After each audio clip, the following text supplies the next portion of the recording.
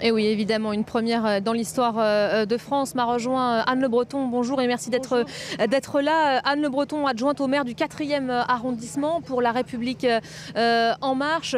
On jouait à l'instant ce reportage consacré à ces appels aux dons, nombreux appels aux dons, lancés d'ores et déjà dès hier soir par Emmanuel Macron. On espère évidemment que les promesses vont continuer à se succéder. Plusieurs centaines de millions d'euros déjà ont été annoncés pour aider demain à reconstruire Notre-Dame. Oui, et je dois dire que je suis en train d'aller sur beaucoup de télévisions étrangères pour relayer cet appel aux dons.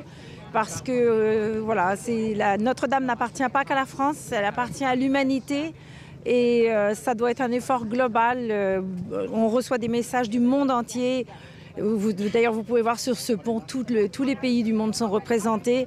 C'est une émotion énorme en dehors de la France. Et voilà, nous espérons que cet appel aux dons sera entendu au-delà de nos frontières. On a une idée de la somme qu'il va falloir pour reconstruire, rebâtir cet édifice, à savoir des aménagements vont peut-être devoir être faits. On a donné la parole à un nombre d'architectes qui expliquaient que ce sera peut-être l'occasion de repenser cette charpente qui était en bois et qui datait de 850 années, de plus de 850 ans, de la repenser peut-être dans des matériaux plus modernes, plus solides aussi.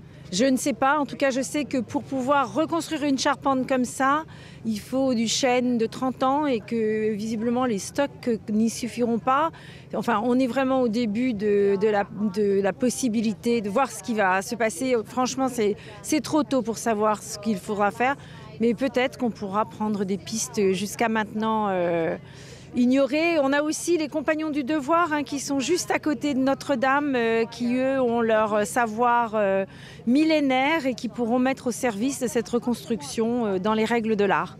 On a assisté à la sidération des Parisiens forcément, des Français, des étrangers, de nos voisins qui ont exprimé leur soutien.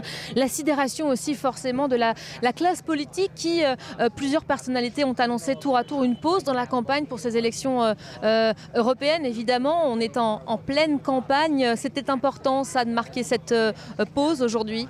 Mais bien sûr, vous savez, moi hier soir j'étais juste derrière, j'ai vu tomber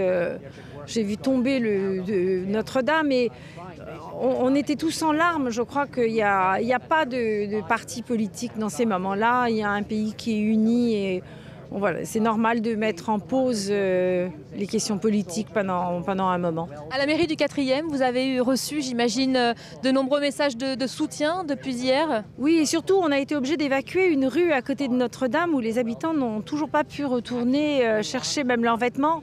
Et donc, on a une rue où les immeubles sont encore fermés aux habitants. Parce qu'il y a un risque peut-être ? Non, parce que je crois qu'on n'a pas encore fini d'évaluer le risque pour leurs immeubles. Donc on a bon espoir qu'ils puissent revenir aujourd'hui. Et hier soir, on a ouvert une salle, la Halle des Blancs-Manteaux, où on a accueilli les familles qui se sont réfugiées pendant la nuit. Et à la fin, on n'a eu que 2 familles qui sont restées dormir. Les amis les ont pris, les familles sont venues les chercher. Il y a eu un élan de solidarité. Et puis dans l'île de la Cité, il n'y a pas énormément d'habitants non plus. Mais voilà, c'est très triste pour des personnes souvent âgées qui ont été obligées de partir, qui n'ont peut-être pas toujours réalisé que c'était urgent, donc ils sont partis au fil de la soirée, quelquefois très tard. Voilà. Comprendre. Merci beaucoup Anne Le Breton pour cette réaction pendant cette édition spéciale.